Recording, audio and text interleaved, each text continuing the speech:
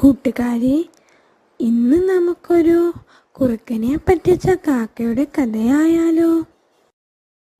ഇഷ്ടമാവുകയാണെങ്കിൽ ലൈക്ക് ചെയ്യാനും സബ്സ്ക്രൈബ് ചെയ്യാനും മറക്കല്ലേ.